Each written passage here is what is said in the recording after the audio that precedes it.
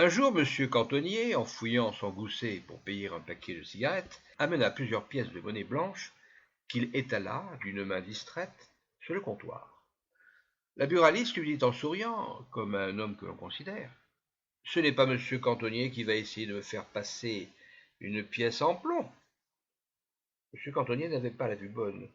Il fit sonner les pièces de monnaie sur le marbre et reconnut aussitôt la pièce au son mat. Il s'excusa, en rougissant, comme un tout jeune homme. Non, certes, il n'était pas homme à faire passer une pièce fausse. Non seulement il était riche, et pour avoir fait d'excellentes affaires, mais il était entouré du respect de sa commune pour n'avoir jamais agi en toute chose qu'avec la plus parfaite probité. Non, pourtant qu'il n'eût vécu en un temps où cette vertu était rare. Non, que les occasions ne se fussent offertes à lui de décupler sa fortune, à la fois dans les terrains et dans les draps. Mais il disait volontiers: quand ma fille aurait 800 000 francs de dot au lieu de 2, et un père taré, elle n'en serait pas plus avancée. M. Cantonnier, rentrant chez lui, plaça la pièce sur la cheminée en disant: Je me serais laissé glisser une pièce fausse hier, au chef-lieu. Il faut la mettre de côté, comme curiosité. La bonne l'interrompit aussitôt.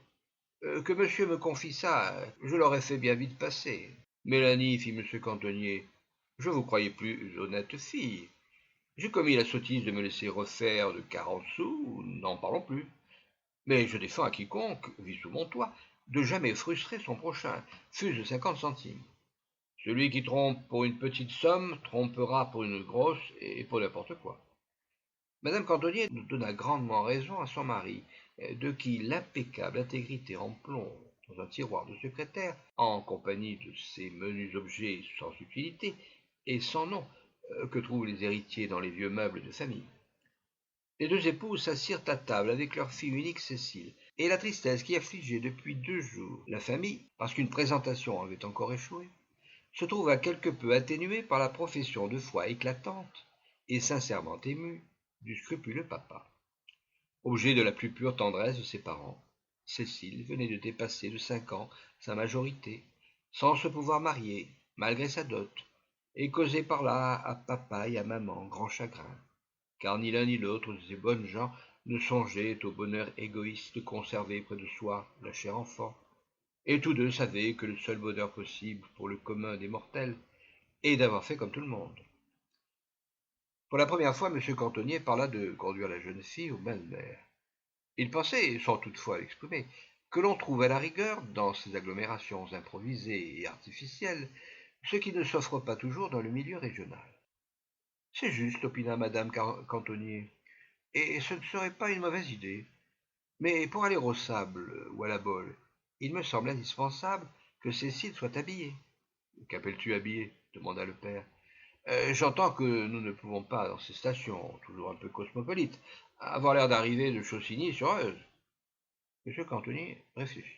Puisqu'on abordait le chapitre de la toilette, il avait lui aussi une idée à suggérer.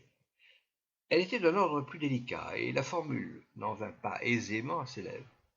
Il voulait la tourner avec élégance et n'y réussit pas. Il y a aussi, dit-il, la question de la dent. Oui, bien, il y avait la question de la dent.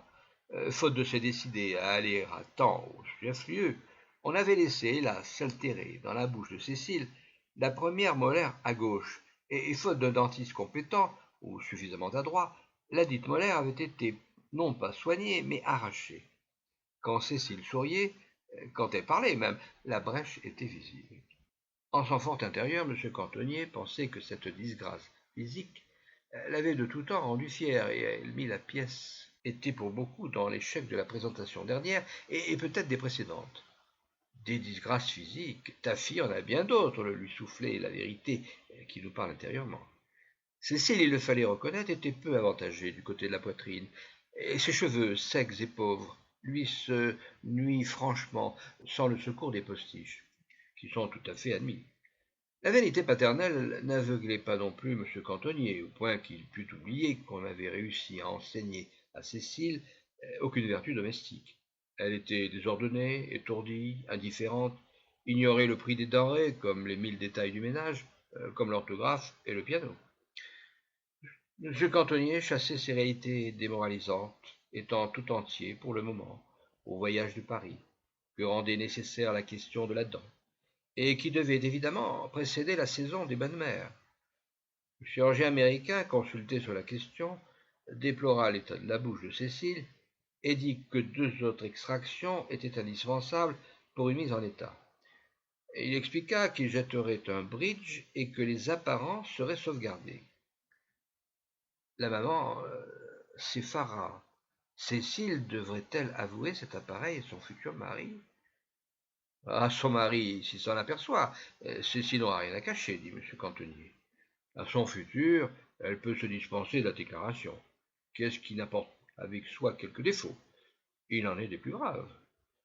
Lorsque Cécile eut de l'or plein la bouche et les dents éblouissantes, non, son papa la priait à tout propos de sourire, et il la contemplait avec satisfaction. On se fit aussi habiller pendant qu'on se trouvait à Paris.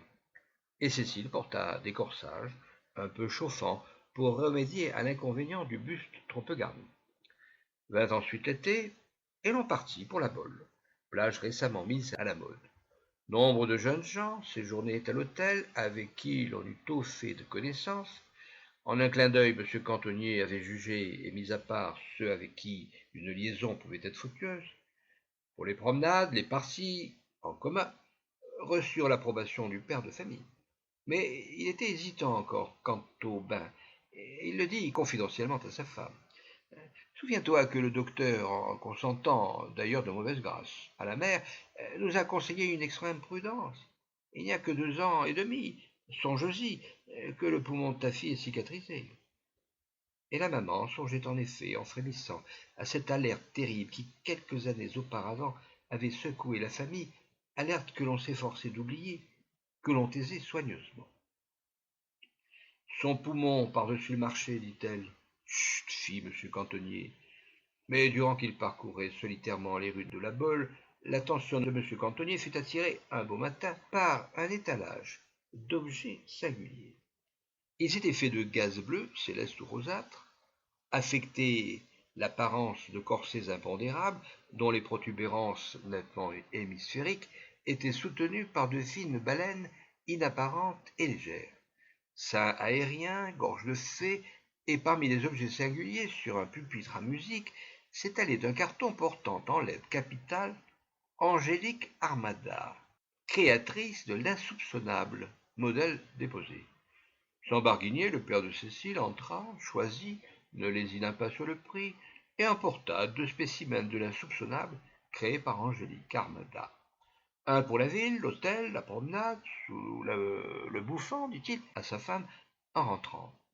Et à présent, si tu tiens à faire prendre des bains à ta fille, étant donné le costume que l'on porte aujourd'hui, tâche qu'elle s'adapte à ce second père, et vous avez l'air d'être un peu là. Mais voulez-vous marier votre fille, Madame Cantonnier, oui ou non?